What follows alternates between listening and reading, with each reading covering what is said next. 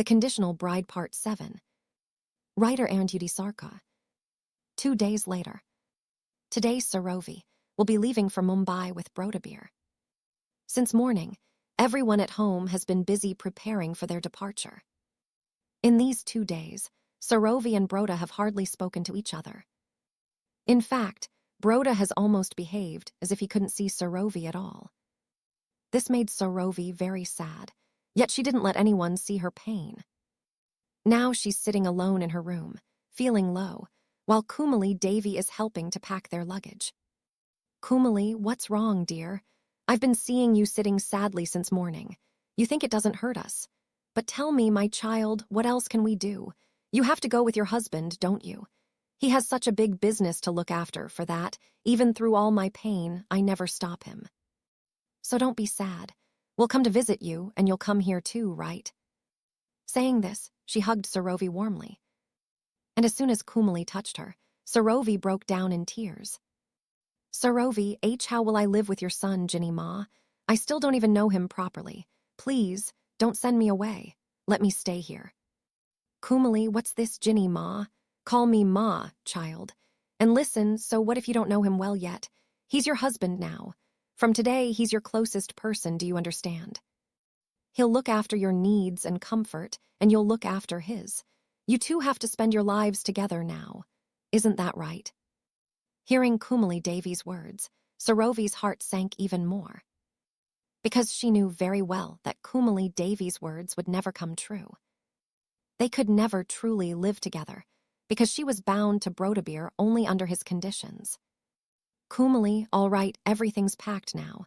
Go and get ready. I'll go see where Broda is. It's time for you both to leave. Saying this, she walked out of the room. Sarovi wiped her tears, laid out Brodabir's travel clothes on the bed, and went into the washroom to get ready. For the last 2 days, Sarovi had been taking out Broda's clothes and daily essentials for him, and Broda never said anything about it. When it was time for them to leave, Kumali Devi hugged Broda tightly and began to cry. Broda somehow calmed his mother down, kissed her on the forehead, and said softly, "Broda, I'll be back soon, Ma. Please take care of yourself. And don't cry like this. You know how much I hate to see you crying."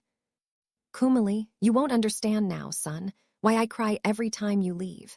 You'll understand only when you become a father yourself, how painful it feels when your child goes far away."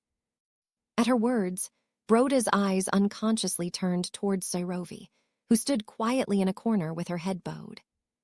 Broda quickly looked away and turned back to his mother. "Kumali, take care of yourself, son. And take care of your wife, too.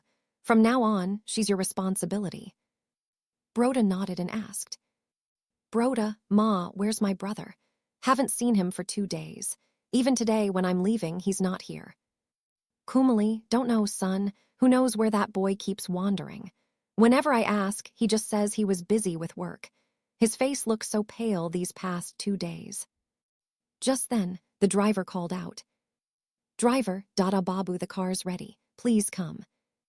Hearing that, Broda said goodbye to his parents and walked out. Sarovi followed quietly behind, head lowered. As they were about to get into the car, they saw Rita Broda approaching. Broda stopped, and so did Sarovi. "Broda, what's the matter, brother? Haven't heard a word from you in 2 days. Today I'm leaving, and you wouldn't even come to see me off." But Rita Broda didn't seem to hear a single word Broda said, because his eyes were fixed on his beloved, trying to quench his thirst just by looking at her. But the one he looked at stood with her head bowed, so she never noticed that longing gaze. Yet Broda noticed it, that love-filled look in his brother's eyes, directed toward his wife. At first, he was shocked, but then his hand clenched into a fist, and the muscles of his face tightened. His fiery eyes turned toward Sarovi, as if all of this was somehow her fault. "Broda, what happened, brother? I asked you something." Broda's deep, stern voice startled Rita Broda. "Rita Broda, why yes, brother, what were you saying?" "Broda, seems like your mind is somewhere else. That's why you didn't hear." Teeth gritted, glancing at Sarovi. "Right. Anyway, take care of yourself and look after Ma and Baba. I'm leaving." Saying this, Broda glanced once more at Sarovi, then got into the car. Sarovi quickly followed and sat beside him. The car started moving toward their destination. On the plane, when Sarovi, frightened, clutched Brodabeer's hand tightly, Broda jerked his hand away and said harshly, "Broda, don't you dare touch me. You girls know very well how to trap men in your games." Saying this, he turned toward the window, fuming. His head was burning with anger, remembering what he'd just witnessed. And so, he poured all that rage onto Sarovi. Meanwhile, Sarovi silently let her tears fall. It was her first time traveling by plane. She was scared, and out of fear, she had grabbed his hand without realizing it. But to be humiliated like this, only her heart knew how deeply that hurt. By the time they reached Brodabeer's bungalow, it was already evening. Through the window, Sarovi kept staring at the duplex house in awe. She had never seen such a beautiful home before. After all, he was a man of great stature. These thoughts kept circling in her mind. Then Broda's voice snapped her out of it. "Broda, what happened? Do I need to invite you personally to come inside?" Startled, Sarovi hurried to get down, but her sari got caught under her foot.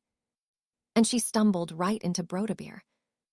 And before he could steady himself, he instinctively caught her, and both fell to the ground together. Broda underneath, and Sarovi on top. They stared at each other, eyes locked. Broda's senses began to blur as he felt her so close. Her scent drove him wild. He felt as if he could lose himself completely in her. Just as he was about to brush his lips against her neck, Sarovi flinched and moved away, startled and shy.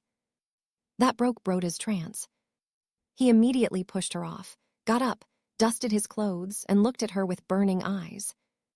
Then turned and walked straight into the bungalow. Terrified, Sarovi quietly followed him inside. To be continued. To read the next part of this story, make sure to subscribe or follow, and don't forget to like.